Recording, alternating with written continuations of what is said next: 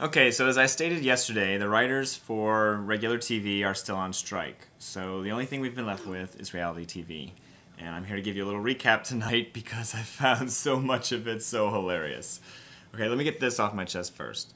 First and foremost, today it was announced on Nationwide News, throughout the internet, on all the blogger sites, on all the celebrity gossip sites, that Jessica Alba is pregnant from the Fantastic Four. Okay, fine. Celebrity gossip sites, the National Enquirer, Entertainment Weekly. I totally get why that's a newsworthy story. However, when it appears on the local nightly news that Jessica Alba is pregnant, do we really have nothing better to report other than the fact that Jessica Alba is pregnant? I mean, is that like national news or Manhattan news even? I mean, the local Manhattan news. Is that Manhattan news? I don't think so. I don't think so. Anyway. The first reality show I watched this evening was Kid Nation, and it was the finale of Kid Nation tonight. And I have to tell you, this show, I really loved it. It was wonderful to see those kids and everything that they had accomplished. They started out with 40 kids, and they went for 40 days. And throughout the entire 40 days, only 3 kids ended up leaving early, because they missed their parents or were homesick or whatever. But the town really came together. I think they made a lot of great decisions. In the final episode here, they had 3 $50,000 gold stars to give out, and they gave one to Sophia. Sophia has been my favorite character throughout Kid Nation. I think she was, despite her age, probably the most adult-like person there. She was very responsible. She was very fair, and when blessed with a particular role of power, such as the sheriff of the town, she did not let that power go to her head. She remained very level-headed. She was a good leader, very good leader, and so I think she was very deserving of the first $50,000 gold star that they gave out. The other 2 that also got $50,000 gold stars, also very deserving, but I mean, I was very happy with the choice of Sophia. And I was very, I was surprised to see at the maturity at which Greg had reached. Greg was the oldest member of the town, the last to be voted on the last town council.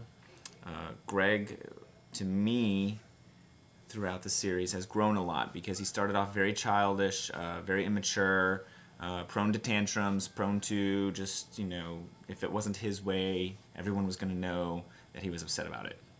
And I think he grew up a little bit, and in the last town hall meeting, it was very evident that some of the adults felt he was a very mature individual as well. And I think he learned a lot, so it was pretty interesting. But Kid Nation was beautiful. It was great, and I'm so sad to see it go. I hope they do another Kid Nation next year. I know there was a lot of controversy when this show first started, but it was great.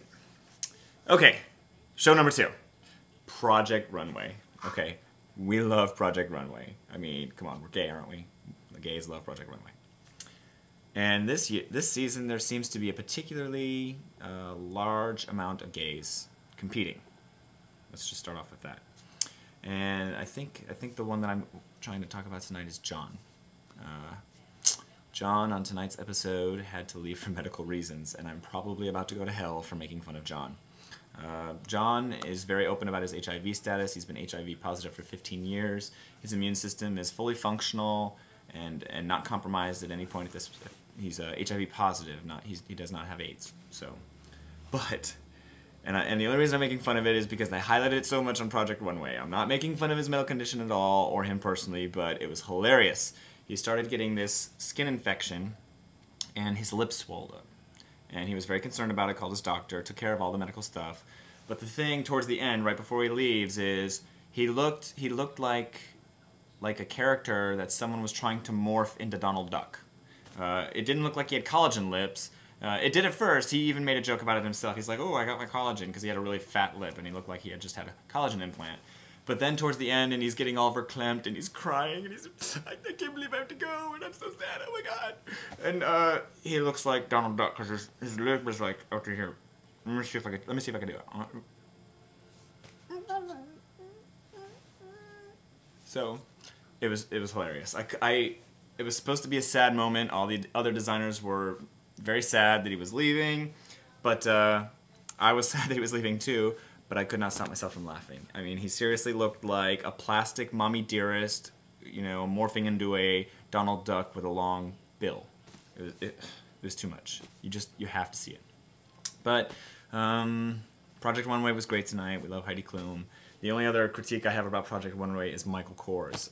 He is sometimes a little too animated and on my nerves during the judging. I mean, he'll say something like really nasty about somebody or about their outfit and what they've created, and he turns into, like, you know, he looks like a ventriloquist dummy. He looks like he's sitting on someone's lap, and, you know, the ventriloquist just made a funny joke with the dummy and did one of these numbers with his neck where, you know, how the dummy always has to jerk around and look at the audience. That's what Michael Kors looks like when he's critiquing some of these people. He looks like he's turning to Nina and or to Heidi, you know, for their approval, or, you know, you know what I'm saying, girls? You know what I'm saying? You know, he's trying to get their approval. But it makes him look like a ventriloquist dummy, and he's got that big, you know, exaggerated mouth. He's just going. Hilarious. I couldn't. And at one point, I mean, they even did like a, you know, he wasn't even really saying anything, but they have this shot of, you know, him just sitting there doing this with Heidi and Nina. It was hilarious. But anyway, those are my critiques of today's reality TV. It was nice to watch those and lighten the mood a little bit. I had gotten in a bad mood earlier today. I don't know, just some personal weird crap going on, but I got over it. Reality TV cured it all. Hopefully the writer's strike will be done soon, because I think I will go psychotic if I don't get my Desperate Housewives on Sunday. Ooh, Survivors. The finale of Survivors on Sunday. Don't miss the Survivor finale. They have the final 4 on Thursday, then we'll be down to the final 3 with the live finale on Sunday. And I'm really hoping Fiji doesn't, or I think her name's Fiji. I hope she doesn't win.